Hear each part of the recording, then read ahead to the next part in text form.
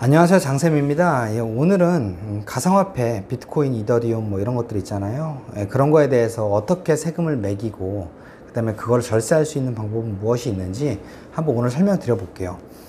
우선 가상화폐를요, 이제 세법에서는 이제 가상자산이라고 명칭을 하고요.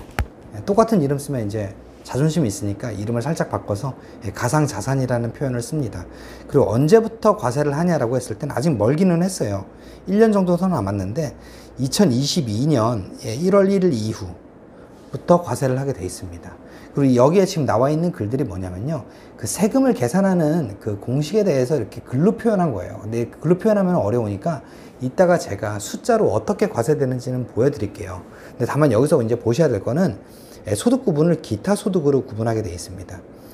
소득의 종류는 되게 많아요. 근로소득도 있고 사업도 있고 이자 배당 되게 많은데 기타 소득이라는 거로 분류를 하는데, 기타 소득이 뭐냐면요, 로또나 슬롯머신 뭐 아니면은 뭐 경마장 뭐 이런 것들을 기타 소득이라고 하고요. 아니면 저 같은 세무사들이 본업은 세무사인데 다른데 뭐 방송 출연을 해가지고 일시적으로 한번 받는 것들, 그런 것도 기타 소득이고, 아니면은 뭐 특허권이 있는데 그거를 팔았다든지 이렇게 뜬금없이 파는 것들 있잖아요. 이런 것들을 기타 소득이라고 합니다. 근데 이제 기타 소득은 분리과세 되는 게 있고 선택적 종합과세가 되는 게 있는데, 이거는 무조건 로또처럼 그냥 내고 끝나는 거예요. 무조건 분리과세인 거예요. 그렇기 때문에 고소득자들은 종합과세로 엎어지지 않아서 누진세율을 받지 않으니까 어떻게 보면 그건 혜택 아닌 혜택일 수는 있을 것 같아요. 그럼 이제 우선 가상자산은 어떻게 과세되는지 좀 설명을 간단하게 드렸고, 그럼 계산을 어떻게 하는지 좀 보여드릴게요. 우선 22년도부터 과세니까 1월 1일 날 이제 100개를 샀어요. 만원에. 그리고 2월 달에 100개를 또 2만원에 샀고요.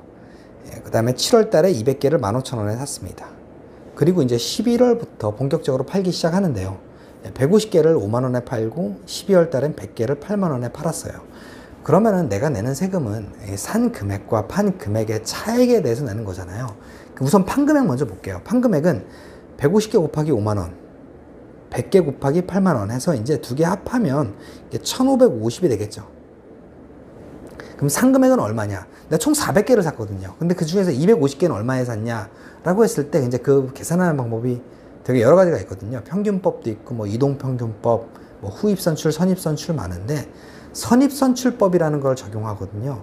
그럼 선입선출이 뭐냐면요, 먼저 들어온 게 먼저 팔린 거예요. 쉽죠. 이제 단어에 이미 의미가 들어있으니까. 그럼 250개가 먼저 팔렸다고 보는 거니까, 맨 처음에 산 100개를 만원에 샀고, 100개를 2만원에 샀고, 나머지 50개는 이 200개 중에 일부를 15,000원에 산 거야. 라고 해서 이제 100개 곱하기 만원, 100개 곱하기 2만원, 50개 곱하기 15,000원. 이렇게 해서 375만원에 산 게 된 거예요. 그럼 취득가액은 375만원이겠죠. 그리고 내가 뭐 이거를 샀다 팔았다 하면서 수수료도 들 테고요. 혹여나 뭐 세무사한테 맡겨가지고 세금 신고를 했을 때 뭐 수수료가 들겠죠. 근데 그 금액을 이거보다 크겠지만 25만원이라고 가정을 해보겠습니다. 그 25만원이라고 가정을 해보면 결국은 나는 250개를 375만원에 사서 1,550만원에 팔았는데 수수료가 25만원이 들어가지고 1,150만원만큼 남았어. 그러니까 여기에 과세를 하겠죠. 근데 이게 다 과세하는 건 아니고요. 양도세랑 똑같이 기타 소득은 원래 이런 거 빼주는 게 없는데, 이 250만원을 기본적으로 한번 빼줍니다. 그래서 1,150만원이 남았지만 250만원은 빼고 세금 내. 그러니까 900만원에 대해서 세금을 내면 되는 거예요. 아까 말씀드린 대로 이제 20% 과세니까 900에 20%는 당연히 180이겠죠. 이거 곱하기 하면 되니까. 그리고 이제 모든 웬만한 세금은요, 지방소득세 10%가 따라 붙어요. 그때 180만원만 내는 게 아니라 18만원도 추가적으로 납부를 하게 됩니다. 그래서 198만원을 납부를 하시면 되는데요. 이건 스스로 계산해서 세무서에 납부를 하시면 되는 거거든요. 그러면 그 납부하는 시기가 언제냐라고 했을 때 1월 1일부터 12월 31일까지 번 소득을 다음 연도 5월 달에, 그러니까 5월 1일부터 말일까지 그때 계산을 하셔가지고 스스로 납부를 하시면 모든 게 종결이 됩니다. 근데 여태까지 설명드린 건 거주자액이고요. 비거주자는 또 좀 다르긴 하거든요. 그러니까 법에 나와 있으니까 그냥 제가 대략 설명을 드릴게요. 비거주자는 아까처럼 계산된 198만원이랑요. 그냥 판 금액 1,500에 10%. 근데 이제 지방세까지 하면 그게 곱하기 1.1을 해야 되겠죠. 그럼 175만 원. 이 둘 중에 작은 금액 내면 되는 거예요. 그러니까 175만 원 내고 끝나는 거겠죠. 사업자가 돈을 지급하기 전에 원천 징수를 이만큼 하고 지급을 합니다. 비거주자분들이 뭐 동영상 많이 들을 것 같지 않아가지고 비거주자는 그냥 여기서 그냥 넘어가도록 할게요. 그러면은 과상화폐를 어떻게 하면 절세를 할 수 있을까? 제가 저번 시간에 설명드린 해외 주식 양도세 100원도 내지 않는 방법에 대해서 좀 설명을 드렸거든요. 그거랑 똑같아요. 그냥 예를 들어서 내가 1억에 샀어요. 근데 이게 5억이 됐어요. 그러면 이제 어차피 배우자한테 6억까지 증여세가 없잖아요. 그러니까 5억짜리 그냥 비트코인을 올랐지만 와이프한테 그냥 줘버리는 거예요. 그럼 와이프는 5억에 받아서 다시 그 자리에서 바로 5억에 팔면 양도세가 100원도 안 나오겠죠. 그러니까 기타 소득세가 100원도 안 나오겠죠.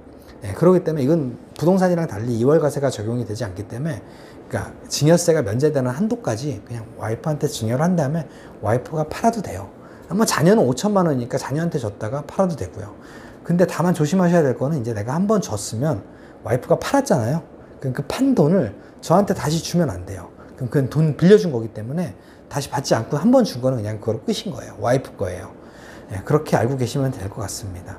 그래서 오늘은 비트코인이나 이더리움 같은 가상화폐 세금 계산 어떻게 되는지 한번 간단하게 그냥 살펴봤고요. 그리고 이제 어떻게 하면 또 그 부분에 대해서 절세를 할 수 있는지 오늘 좀 설명을 드렸습니다. 그러면 오늘 강의 끝까지 들어주셔서 감사하고요. 구독과 좋아요, 알림 설정 꼭 부탁드립니다. 감사합니다.